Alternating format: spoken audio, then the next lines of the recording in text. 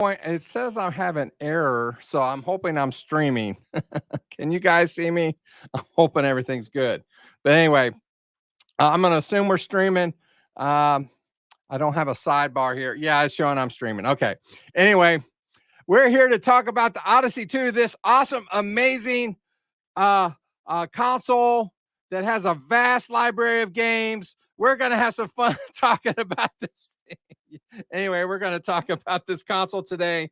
So we're just going to go ahead and get to it. I'm going to have Mike from Mike's Game Gala come on, Brian from BD Retro Mods, and our guest analyst, but he's no stranger to the show, Casey, the Intellivision and the Retro Gamer. Whom, just hold on a second. I want to do something. I didn't tell you guys I was going to do this because I didn't want to do this.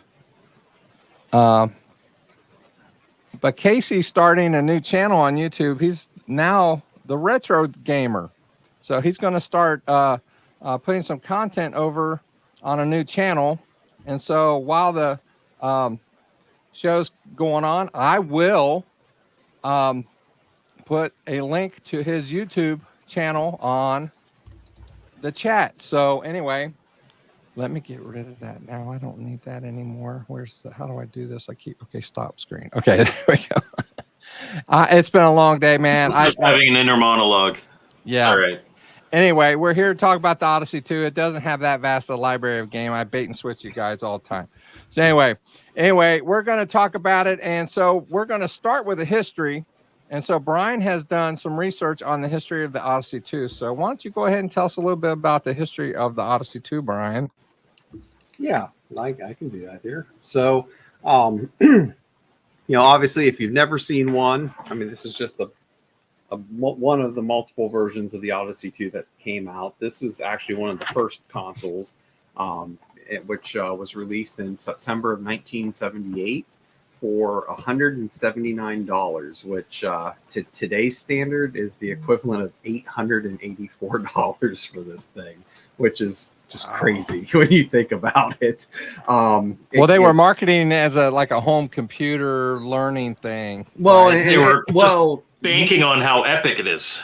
Right. Well, and it's interesting you say that. At the time, but it's interesting you say that because I don't know if there was really anything computing wise. I mean, there were some math games, things like that, but I don't believe you had what you saw in other microcomputers, such as the TI-99, the Atari 8-bits, things like that. I don't think you had all those extra peripherals on this. You had there was a spelling game and a math game, right? And Cryptologic. We played that a lot. Yeah.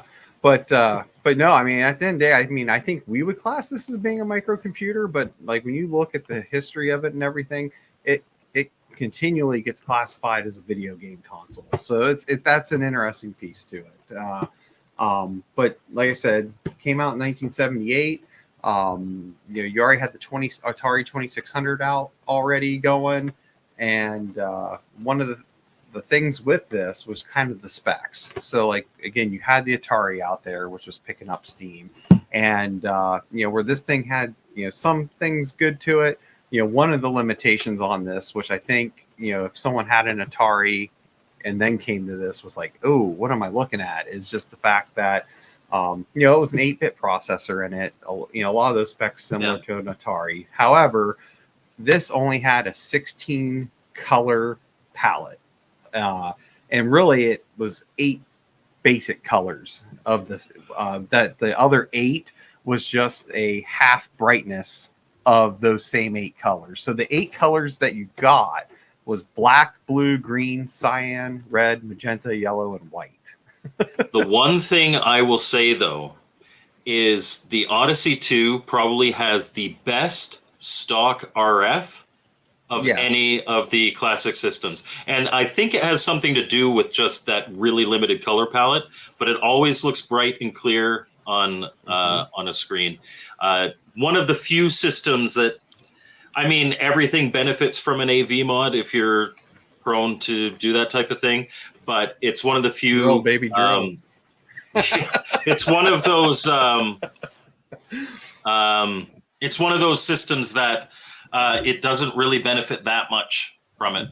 Yep. But yeah, so like that was kind of some of the specs with it. But like the launch system, came with 2 detachable controllers, and again, we'll talk about this more later. But again, you had these that were just like the normal DBI connection, and with that, it came with a game cart, which was a multi-cart of 3 games, which was Speedway, Spin Out, and Cryptologic on the cart. Now, one of the super exciting games. Yeah. But with that, later on in the cycle of the Odyssey 2 here, they would end up releasing other versions of it where you would normally not have this go this way. But again, the initial ones had controller ports, but then the later ones got rid of the controller ports, and the controllers were quote unquote hardwired into the system. So instead of using a DB9 connection, they were just a straight wire like this plugged into the console itself. So, and then you did have some variation of colors and stuff, which I think will showcase some of that stuff here in a bit. But yep. And Michael Doherty makes a very good point. The early models had a RF connector. Yes. That is not something that people would be familiar with. It has it's the ground and the signal. So if you can connect them, I know Phil was playing around with a paperclip to get his connected to his television. It worked, but I figured a permanent fix for that. There's a It does work, but it is a unique thing. So there's a couple different things you could do. I mean, I don't like this, but you could splice the wire and put an RF connector. But if you open it up, you just unplug the RF cable and you plug a new one in, and you're good to go. Yeah, that's what I ended up doing. But yeah, so one of the things was at least here in the States, the console. One of the other things that kind of hurt the Odyssey was it had no third-party support until like the very, very end of its life. And even at that, for in the States, the North American market, it was only 2 games, which was Atlantis and Demon Attack. Every other game cart that came out for the Odyssey was all first-party stuff. And, we'll go kind of through some of the games, but, a lot of them were very similar to some popular Atari ones and so forth, and other arcade games at the time. But at the whole life cycle of the Odyssey 2, there would only be 47 commercially released games in the North American market. And like we kind of mentioned, those third-party ones didn't come till about the end of the console in 1983.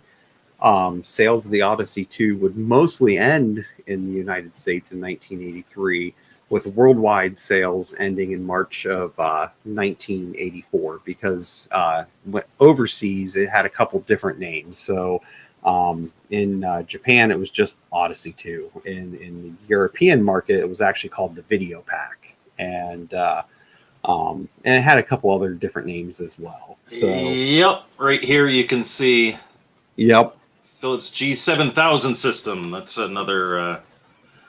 It's had several names. Oh, and, several, and also those names sometimes differentiate different versions of them. Yep.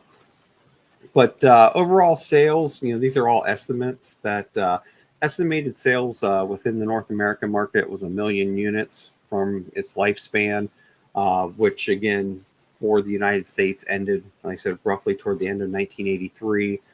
With worldwide ending in March of 84. And those worldwide sales was about 2 million.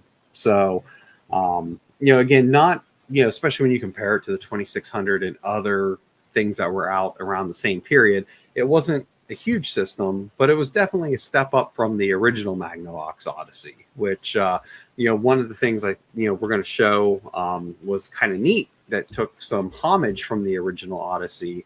Was some of the games were kind of a mix of doing stuff on your TV and also having stuff like almost like in a board game setting and using. And again, we'll kind of go more in that later here in the show. But another thing to note, because you were talking about the game library, of that 47 games, I believe it's something like 23 or 24 of them were programmed by one guy.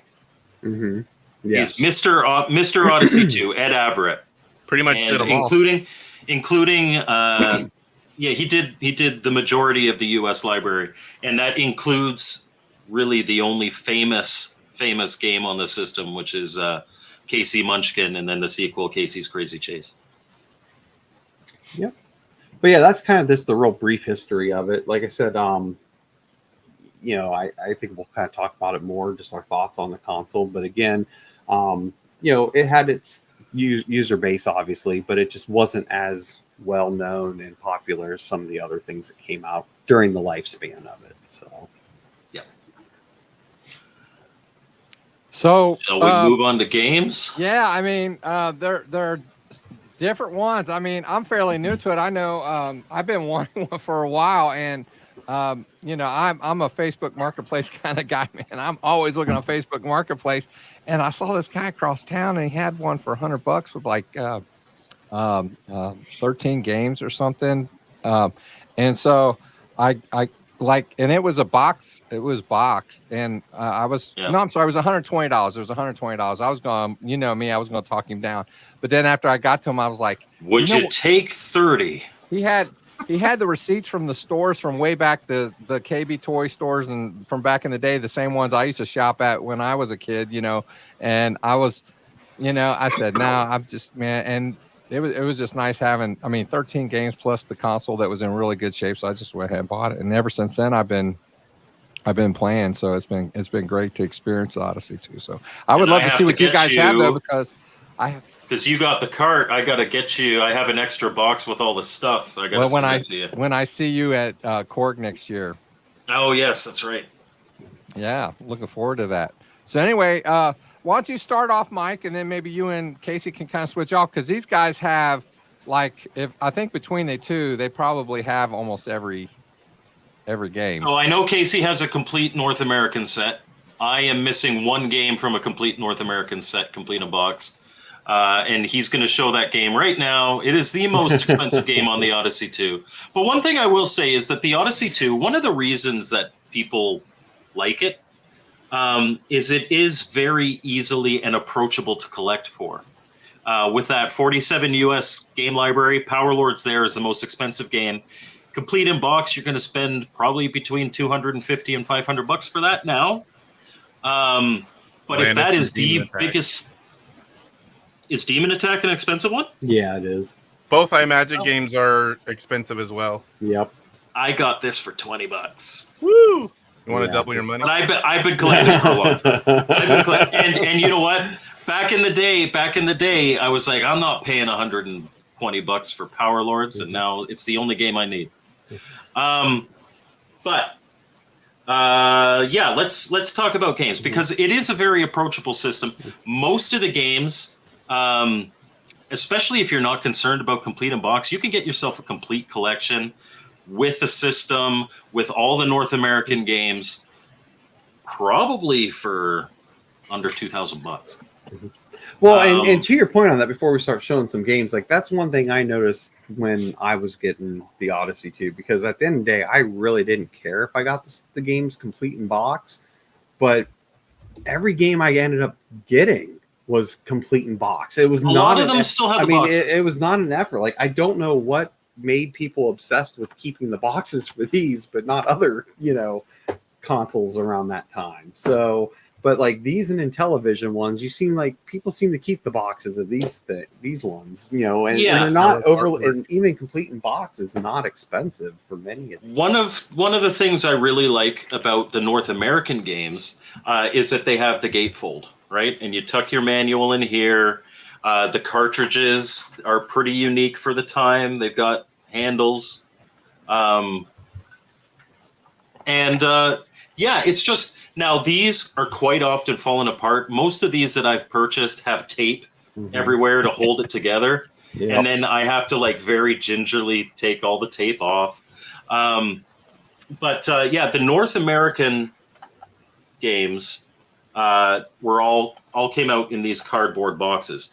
The European games came in these plastic cartridges, or cartridge cases. Kind of like an old cassette or an 8-track case, but also just as brittle. I'm not a big fan of these. They will quite often have chips. Like here's my copy of Looney Balloon. You can see it's got a crack in the back, and especially if you tap this on a corner, it's like an iPhone. It's going to shatter. But that's how you can tell if it's an EU game. And they look terrible sitting on a shelf because all the sides are just black. There are some that were in completely clear cases that had this.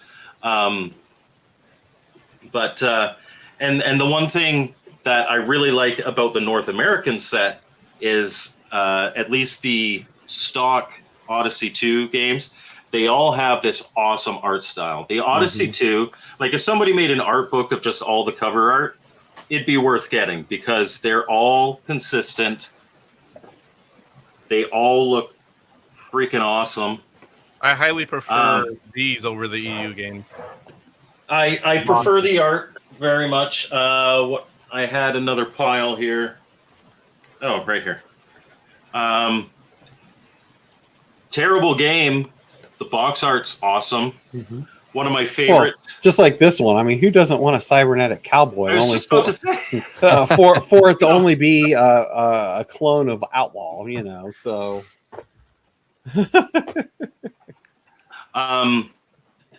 Killer Bees. Now, Killer Bees is a great game. Oh, it is. For the Odyssey 2, it's a great game. We'll get a little more into that later. Some of them, they became like voice branded. Like this is a voice game, but this is earlier. And then you get like, now we're talking about the voice and we got to put it in a blue box. But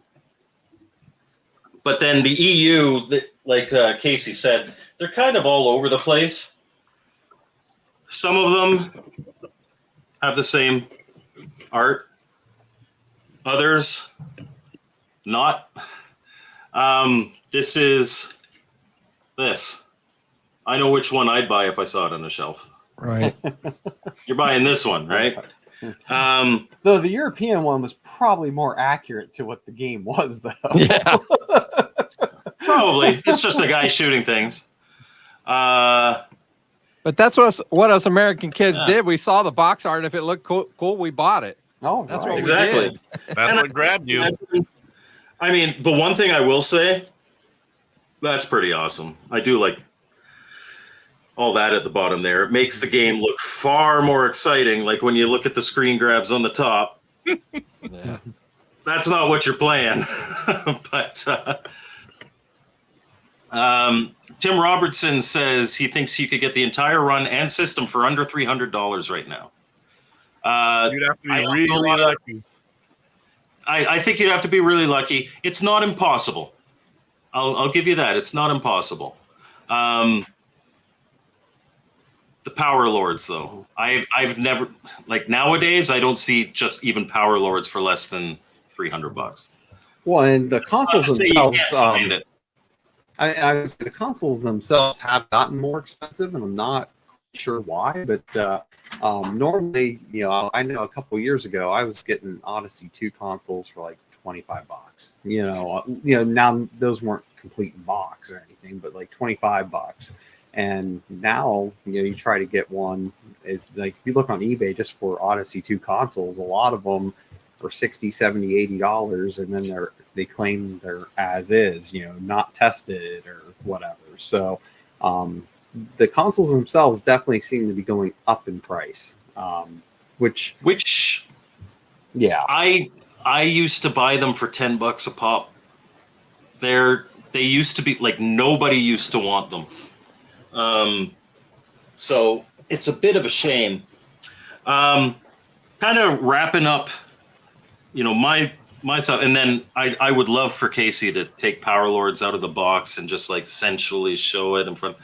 But first, before you do that, because it's going to distract everybody from the big box games, there were 3 big box games, all 3 of them programmed by Ed Everett.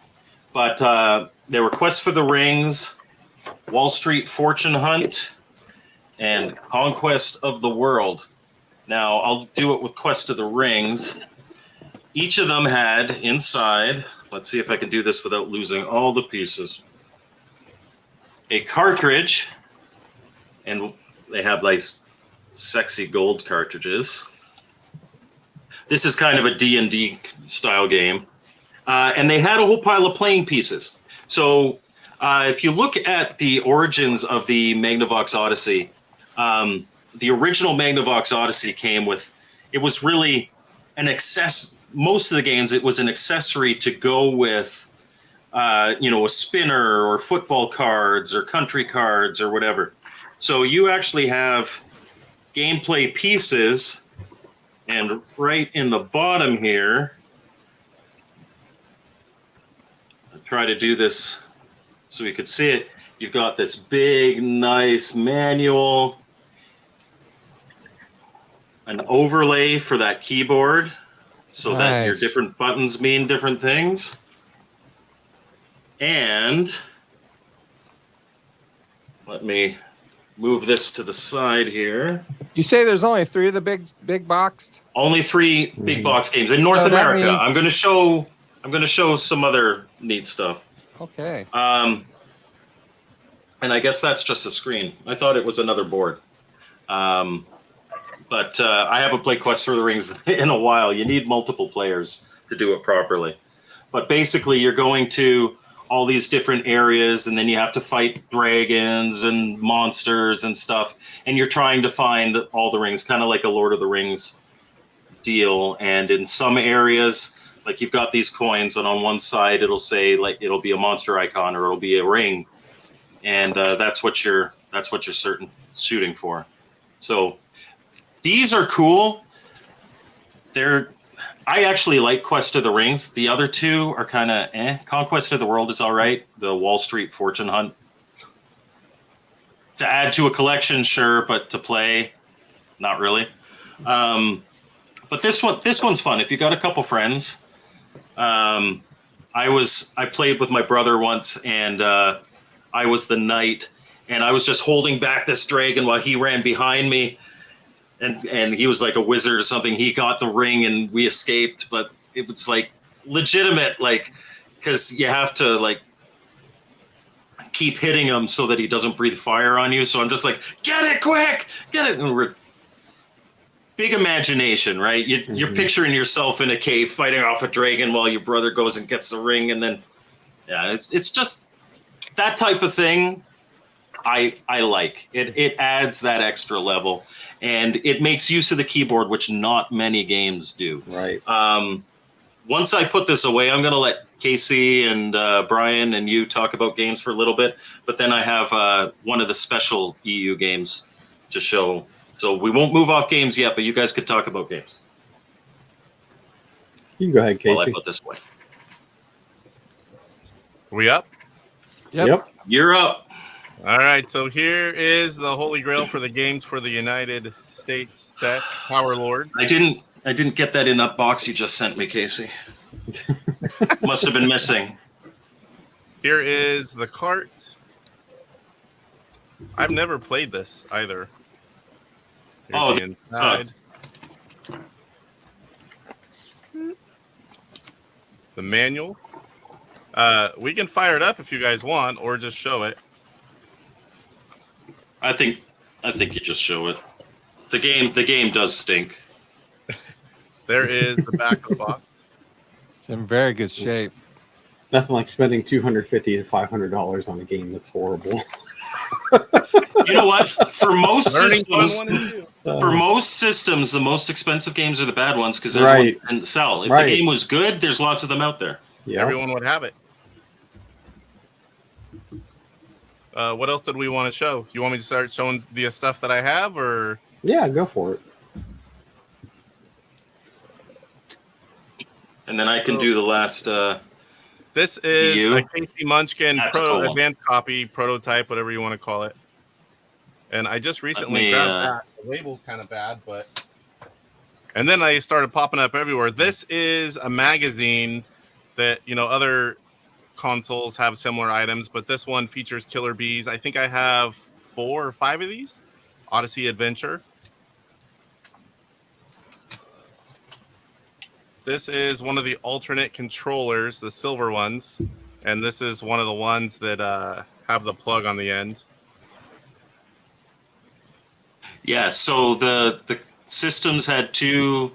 The base system had two different types of controllers. One was the black controller. That's the more common one, but also there's the silver controllers. Here is just a dust cover. I've only got one of those. Are we just showing original, or are we showing other items as Original well? for now, because I'll finish up our original segment with this this video pack game here. So do you want me to do that, and we can move on to homebrew? Yeah, I think that was all the stuff you guys said to set aside. I've got a lot of other stuff here, but it's not original. Well, okay, but you have, in terms of EU, you have the Parker Brothers stuff. Oh, yes. Why don't you show the Parker Brothers? The Parker Brothers, I have Super Cobra. I believe that's the only Parker Brothers game I have. And I got this just, you know. I have that one loose. I don't have that one complete. But like I said, I only went for the US set, but I have a few items, you know, nothing, just a few. And I have a few more back there, but I didn't bring them all over. Do you want me to open up the Parker Brothers? You don't have to, but you can. It's always nice to see stuff. I've never. But yeah, for me, having it loose is like not having it at all. Yeah, I'm the same way. So here's the cart. Yeah. I've never opened one of these manuals. That's just the manual on the front. So nothing on the this back, is actually nothing on the side. Boring. I'm gonna. Does 8-bit widgets make adapters for the pluggable controllers? Yes, they do. I believe so. We're going to be talking about. So I did a review of Robot Ron, which is one of the homebrews that we're going to talk about, and one of the options is you can get it with the coupler, and this is that coupler right here. So you could go back and watch. Pardon me, my Robot Ron review, and you could see my thoughts on this coupler. And I think he's made some adjustments to it since then.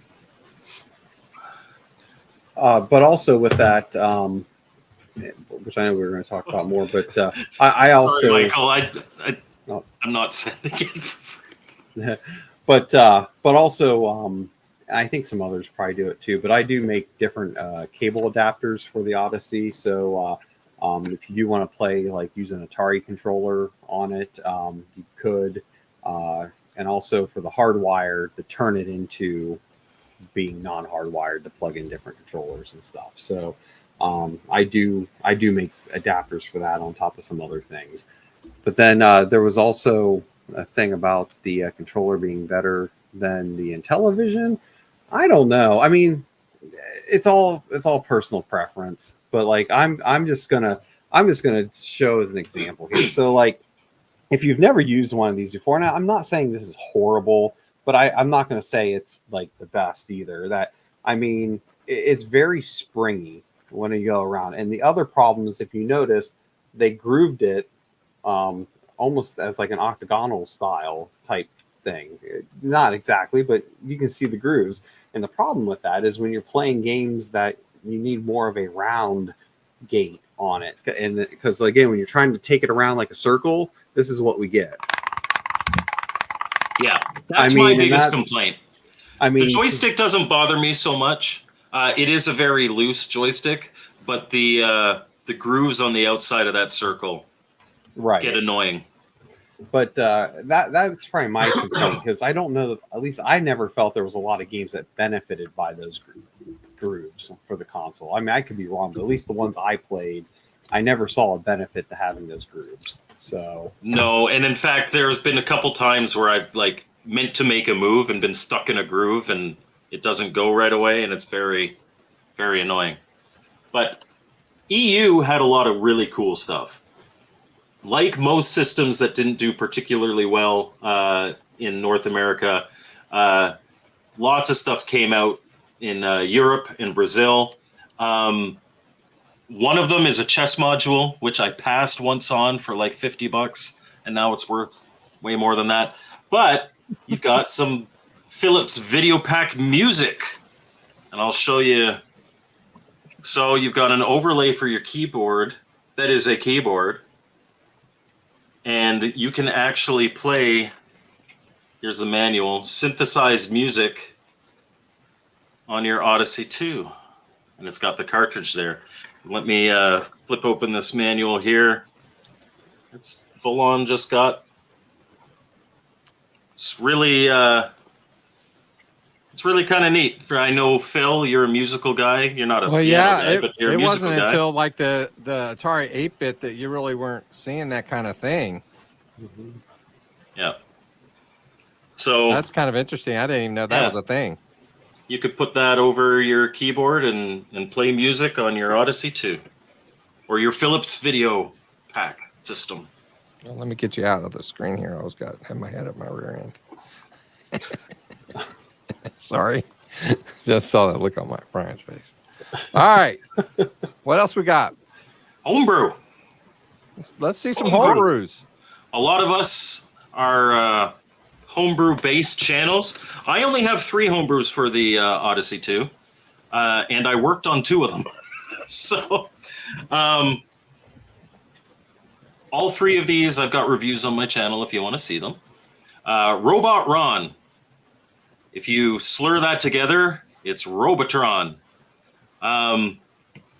With an optional case, this is a cheaper homebrew. And it's got a 3D printed cartridge. For the amount they were charging for this, I think with the case, it was like $25. What? I think it's worth it, and I think it's not a bad game. It's not as deep as Robotron. It's not as frantic as Robotron. Stuff comes at you one at a time, but it is a twin stick shooter. That's why you have the ability to pick it up with the cable, the controller coupler.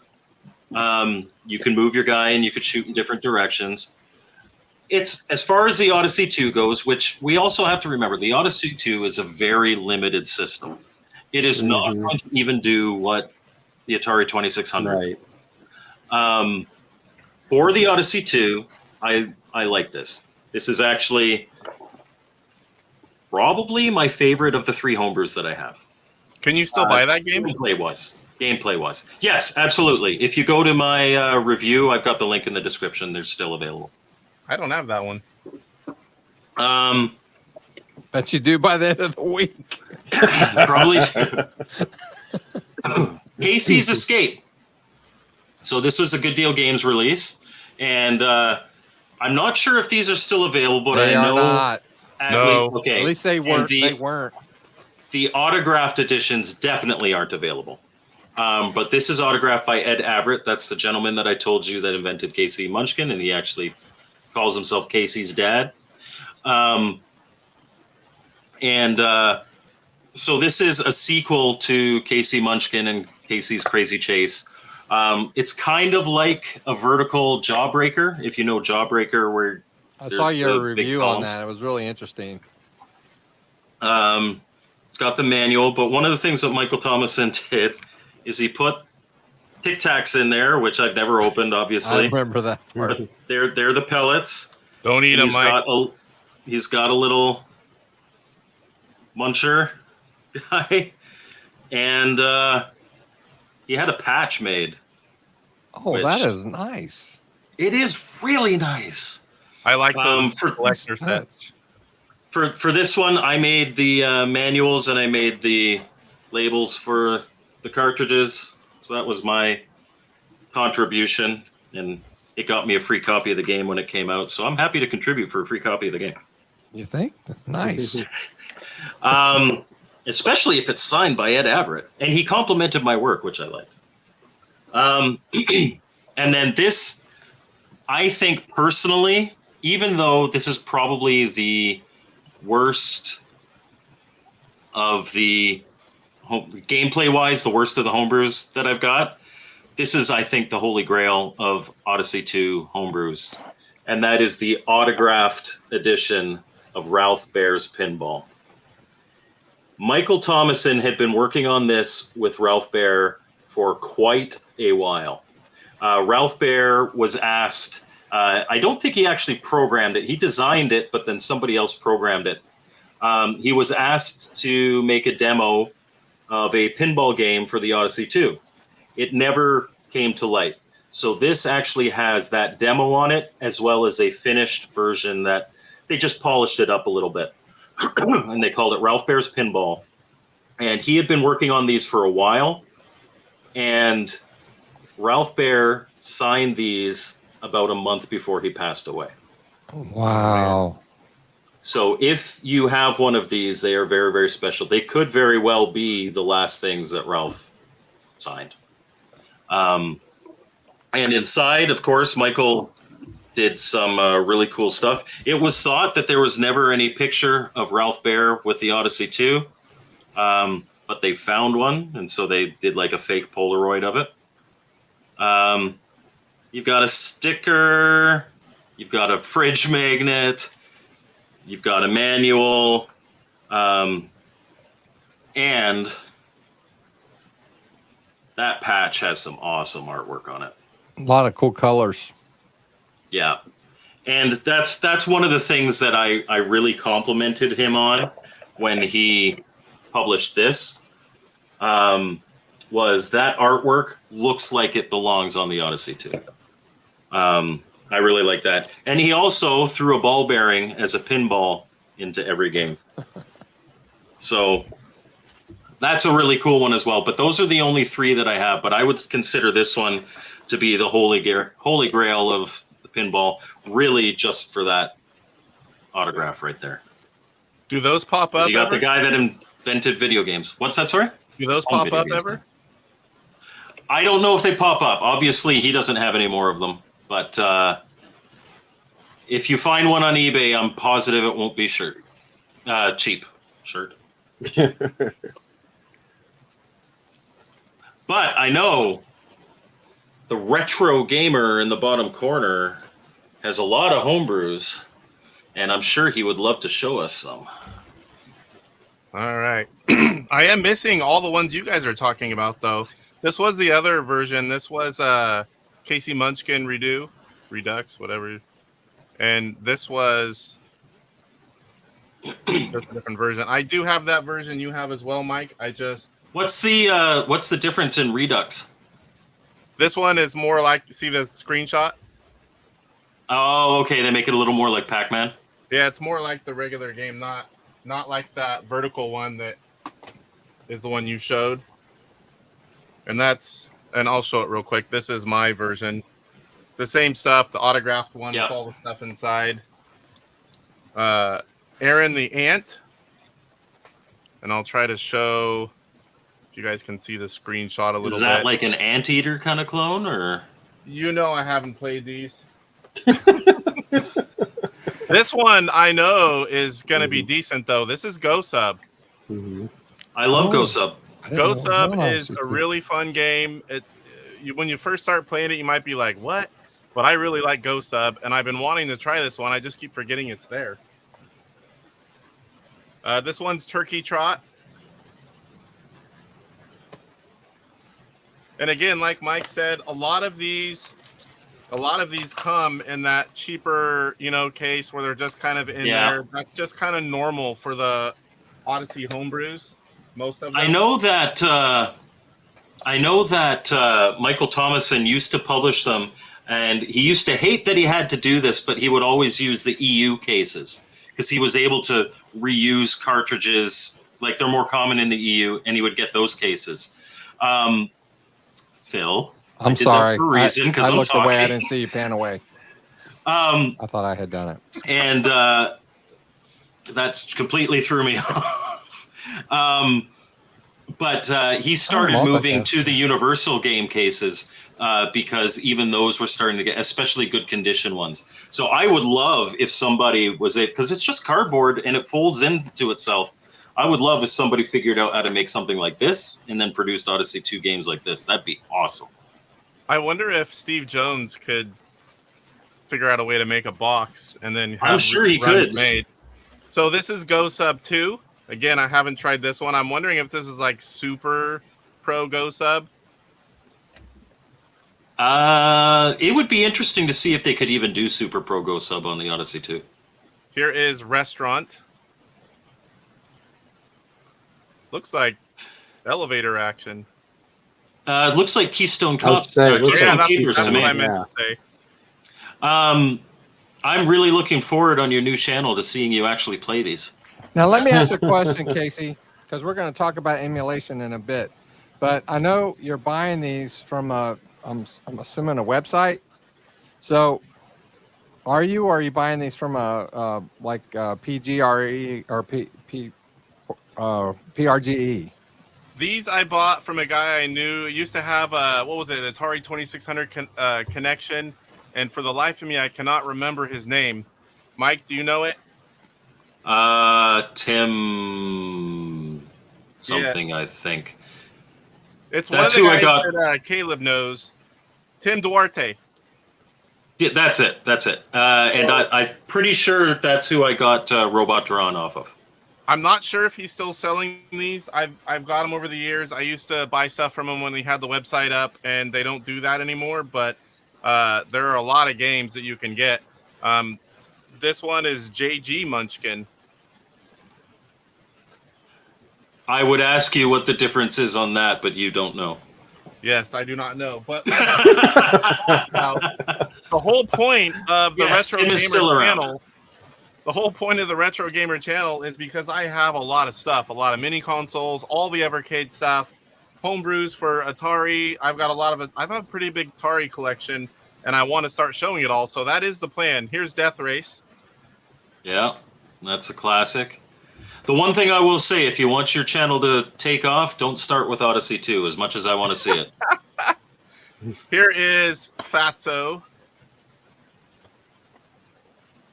I have no clue what that one is. Nice Ice. Nice. That almost looks like, you know, that game when we were kids where it was like this I will say Inuit, but back then we would have said Eskimo, like sitting on a chair in the middle of the thing, and you had the little hammer and you had to knock out the ice blocks and not have him drop. Do you remember that game? I don't think I know that one. Oh, because when you showed the back of it, it kind of looked like it was that game. Huh? I'll have to try it. Here is Walls. And there's balls in those walls. Here is Happy Bird. Can you guys guess what that is? He may be a little flappy. Yes, Flappy Bird, pretty much. That's the name of it. Don't break the ice. Yeah. I love that game. Break the Ice. Don't Here is break Me the and ice. Santa, another holiday game. Let's try if I can. What is Chef?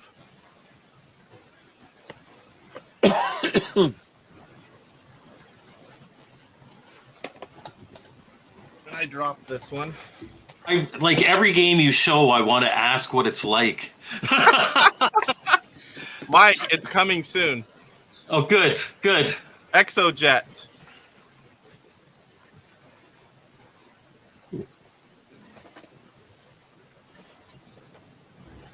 Moto Crash.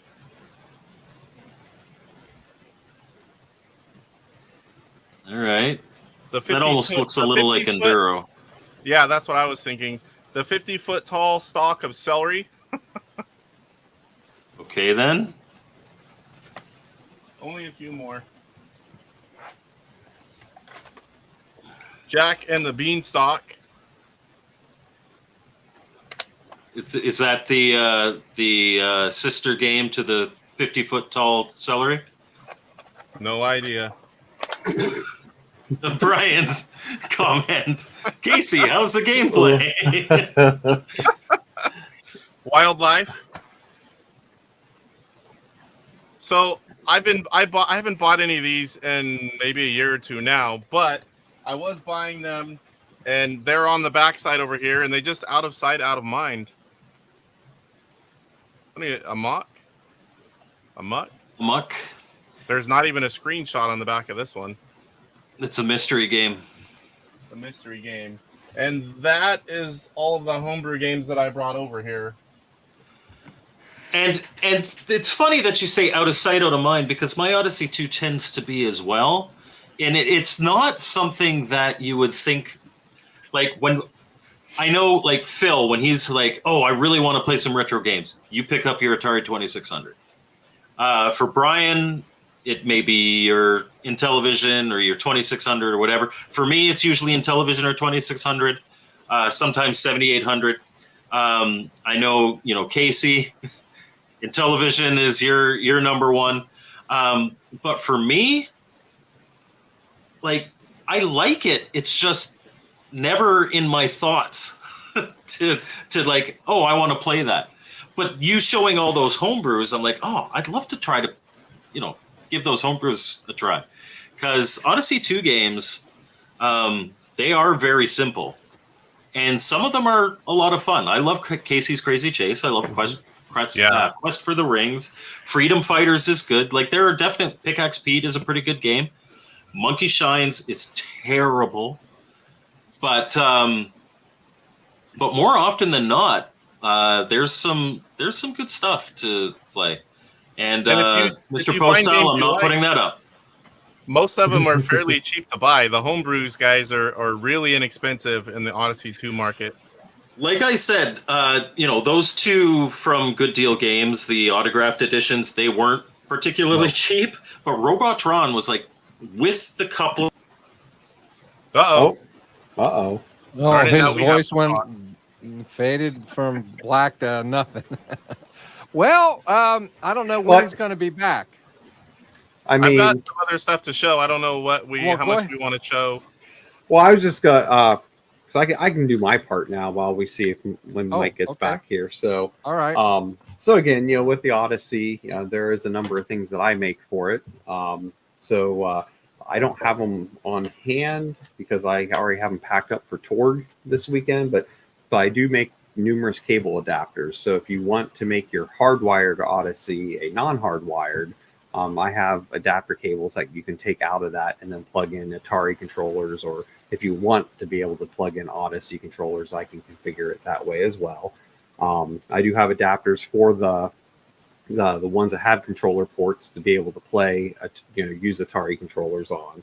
But then I also make specific controllers for the Odyssey 2. I do have my handheld style that you can play, and in each button, so that way is the same, so you can do it left or right-handed. I do also NES style controllers for the Odyssey 2. Get mine out of the gutter, Mike. And then these are actually debuting at Torg. I'm actually going to officially announce them all tomorrow, but just based on demand, I have premium slim editions now coming. So nice. So I have this for the Odyssey 2 and a bunch of other different consoles here that I'll be showing off tomorrow. That'll be on sale at Torg. But again, just numerous things, because again, you may like the Odyssey controllers, but if you don't, there's some options to play different ones with it. So I'm going to just apologize. When I was grabbing this, I unplugged my camera, but like I yanked the cable because I've got all this stuff around. So no, it wasn't for not putting up your comment. I'll just finish what I was in the middle of saying. But Robotron with the coupler, with the box edition, like you could get it as cheap as like $20, but I paid like $30 for all of it. Odyssey 2 homebrews tend to be very cheap. One thing that we haven't shown yet is the voice. Do we want to show the voice? Yes. I think a lot of people don't know what that is. It's not easy to find that, especially in the box. The voice clips. This one I'll open. That side is taped. The voice, and if I'm not mistaken, this might have been the first voice module for any of the consoles. It might have been a television, but I think this one beat it. But this plugs into your cartridge slot and goes over the top of your Odyssey 2, and then your cartridges go in here, and it gives you voice synthesis, and you've got a little volume slider here, and it looks very futuristic and shiny, and it matches your Odyssey 2. So it's quite a big unit whenever you put that on top of it and the whole thing's sitting there. Yeah, because Odyssey 2 is not small in itself. No. No, this definitely adds some oomph to it, but it doesn't make it like an unwieldy. It's not like the Tower of Power on Sega or the Lane of Pain with Intellivision. It fits very snugly, and it feels like a complete unit. And yeah, that's the box it came in. It's a very nice box. So, Brian, what else do you have anything else to show? No, like I said, I have those different adapters, and like I said, those controllers. As I said, I didn't have the adapters with me because they're already in a tub for Torg. I didn't want to try to dig through and find them. So you guys can get those this weekend at the Torg gaming convention in Columbus, Ohio. That's right. That's right. Brian will be there with his awesome controllers if there are any left. Is it going to be a BD Retro Mods experience, or are you just a vendor there? No, so I'm actually just vendoring at this one. Oh, okay. So, yep. Yeah, because I already had it set up that way for a long time ago. So, yeah, this one will not be an experience. This one will just be selling the controllers. Oh, it'll still be an experience. Well, yes, that's true. It will. But one of the differences is just I will not have like demo units going, because usually at my booth I'll have a couple demos. It's just to pay for electric at the Greater Columbus Convention Center is absolutely atrocious. It's about $160 for the show. Just half hour for one outlet. So that's a big no. You will experience the tactile pleasures, but not the actual playing. Correct. Maybe Retro Bliss can sit with you like he did at the last convention. But hey, you're welcome. But I mean, they will have a free play area, so I'm sure if you buy any of my stuff, you're welcome to take it over there and use it. But you're welcome to take it to the free play area and improve those systems. Wait a minute. Then they'll go over, oh, what if I don't like it? So, Brian, those adapters did you tell people why those adapters would be cool? What else? What could they buy for their Odyssey and use those adapters? Oh, yeah. So, if you go with the adapter route, you could use pretty much any Atari controller that you would want. Yes. And that as well. You can also use the Sega gamepad. Yeah. Game pinout. Yep. Now, this is not one from you, but this is another option that I've had for a long time. And the adapters open up the possibilities of controllers on the Odyssey. Yep. Yeah. Nice. So if you have a hardwired unit, you buy there's adapters or different things you can make, and it doesn't take long to change them out. And then you can use all different types of controllers, arcade sticks, controllers for other consoles. It just opens it up, because eventually these do fail. Well, and they fail because it's literally just like cellophane in there. It's not even a true. Yeah. It's not even a true board. It's literally kind of like the Intellivision controller. It's literally pressing down. It's Mylar. Yeah, I'm sorry. Yeah, the Mylar. Yeah, it's just literally Mylar touching, and it definitely wears out over time. And again, I think when you go with an aftermarket type controller, whatever you prefer, I do think it brings a much better experience to the Odyssey too. Casey, Brian's ragging on you for not playing your games. Trust me, I play a lot of them, but there's only so much time in the day, and there's literally tens of thousands of games in here. Oh my goodness. All right. But I know we're getting toward the end. I was going to say, you got the emulation to talk about, Phil. I do. Yeah, I have some emulation to talk about. Why don't you bring it home with the emulation? All right, let's bring it home. Okay, I'm going to put a link in the description right now. This is a website.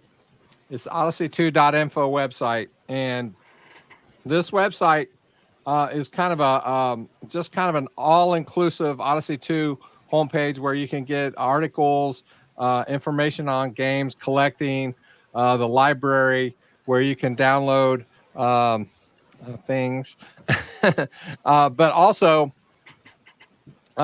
There's a place on there for emulation there, and I have just recently got into emulating on a Windows PC, and there's a particular emulator that is used for Windows. It's called the O2EM emulator, and in itself, it's fine. The only problem is that if you're playing, your window's going to be about this big on the screen. It's going to be very little. And why they didn't fix that within the software itself, I don't know. But they have made a number of support files, which are basically front ends for this emulator that you can install in conjunction with this emulator that will fix that problem. And so I've been playing with this, and the only thing that I have not been able to figure out yet, and I will, because there's a way to do it, is to enable the voice through emulation. And so if you've been watching the channel in the last week, you've noticed that I have played a few Odyssey 2 games on the channel. And so check out that website. If you have any questions, hit me up at retroblissgaming@gmail.com. I'll try to answer them the best I can. As far as installation, it's fairly easy. And like I said, there's some information on there where you might be able to get some games that you already legally own. And there are also some places there where you can get homebrews, but they're not for so much emulation purposes. But this website isn't just for emulation; it's for it's for everything. That's my resource favorite for Odyssey 2 website. Yeah. So yeah, that's it. So it's a very interesting. I mean, if you sit down with this website and kind of just go through, it's got video clips and, like I say, downloads and cartridge scans and box scans and all kinds of stuff. You know, you can sit down and spend, literally hours just going through this website, just going through all the information in this website. And if you're interested in the Odyssey 2, and emulation is going to be a thing of the future, guys, because these consoles aren't going to last forever. Not everybody can get these in good working condition anyway. So if you're so inclined, think about emulation. This is a way to do it. The O2EM emulator. And like I said, I gave the link in the chat there, but hit me up. And I posted it in mine as well. Yep. So no hey, you never know. Atari likes to buy up this generation of companies, so maybe they'll. If you recall, in our, I believe, very first episode, I talked about that, about Atari, kind of being the guardian of the second gen, and then since then they've bought the Intellivision.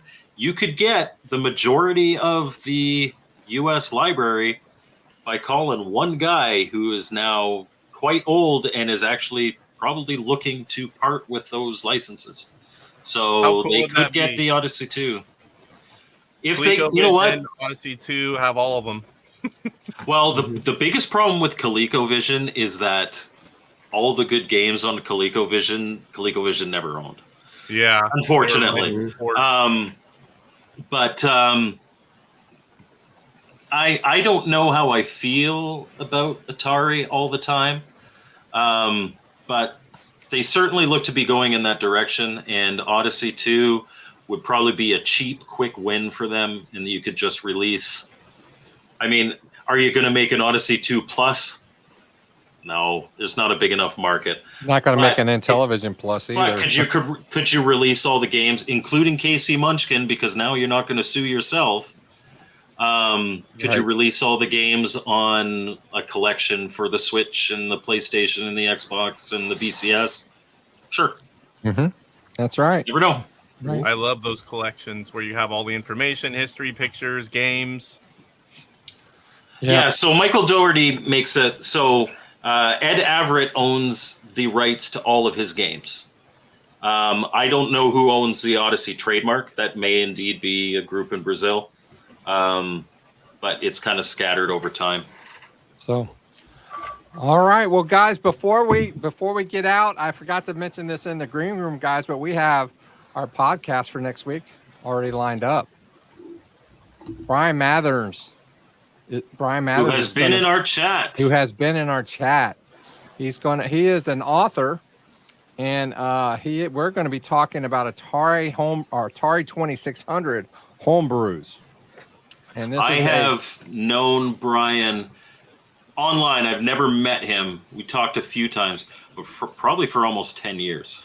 So it'll be nice to actually talk to him. Yeah. I just picked up quite a few books from Amazon. Doggone it! I should have put that link in the description. But check out the channel tomorrow. There'll be a link hopefully in the description of the video of tomorrow's live stream, where you can check out his books online. And we're going to be talking about those books and what are in those books. He's written a number of books on Atari homebrew, but he has been working on a list of Atari 26 homebrew games for that have gone back for quite a while. It's not exhaustive yet. It's still a work in progress, but it's definitely a great resource for an archive of Atari 2600 homebrew. Yep. So you want to tune in, because we're going to provide a link to that website in the podcast next week. So, and I don't know if you saw in the private chat there, Mike. Yeah, I also have a go live, so it's going to be adventure to see if we can go off. Okay, I'm gonna. You guys, I don't know why, but our StreamYard is really normally there's an end stream button, and neither Mike nor I have an end stream button. I'll tell you what. You play the clip. I will try to end the stream. So hold on though. Before we end,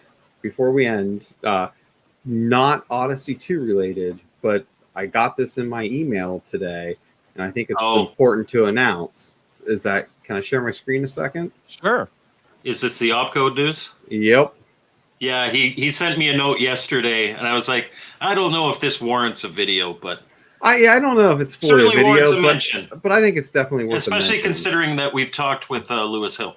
Yeah. So for those that don't follow, what, can you not see it? Or there you can go. you see it? You good? There you go. Okay. So yes. So they just announced this, like literally the email came out just an hour or so before our live stream started. But opcode now has Keystone Coppers, which is obviously a homebrew version of Keystone Capers, from our friend Lewis Hill from Muddy Vision, which it's a great version of the game. And it's awesome. Just like with Popeye and Mooncrest, it's awesome to see that there's another publisher out there willing to take on these games. And Opcode seems to be picking up a lot of these 7800 games, and I hope they get a few more of them. Guys, if I like that game a lot. I have that game, and I have streamed that game a number of times on the channel. Keystone Coppers, it's awesome. If you have a 7800, now that it's available, highly recommended. Highly recommended. I've got it. I haven't done a review on it yet. I should do that. It is. Oh, dude, it's a good show. It's a good game. Good game. Highly recommended. So, what I'm going to do is I'm gonna start the end screen, and Mike's going to try to sign us off. So anyway, appreciate you guys being on here. Oh yeah, wait. Hold on a minute. I've got a couple more cool things to show really quick. Oh, okay. So, this is a cart version of the voice. And I found this on eBay. I've had it for a few years. You can see I use it all the time. So this will go in the console. And then you have this guy, which I also use all the time. I play SD cart. So this is, you can put all your games on one cart. Casey, clearly you don't play SD cards. That's also still in the shrink. Oh, is that what that clear stuff is? I was wondering why I was getting a fuzzy picture. Oh. But these are really cool. I plan to use them. Whenever I first started the game room before YouTube, that's what I was doing, setting up console play areas, buying up a lot of these kind of guys. But these things are really cool. I didn't have a voice unit at the time, but this gives you everything. And I can't remember if I showed this. This was another cool, very hard to find item. Odyssey 2 hand controller replacement in the box. And I'm done. Cool. Oh, it's okay. I thought we were done. I apologize. Sorry, Casey. That's my fault. All right. So are we good? I think so. Let's try to shut it down. I think we're good. All right, let's try this. Live. All right, guys. Anyway, we will see you next week. You guys want to tune in for Brian Mather next week. He's an awesome dude. And we are looking forward to seeing him next week on Retro Bliss Rewind. Thanks, Casey, for hanging out with us, and we'll see you next week. All right. Take care, guys. Bye. Night, everyone.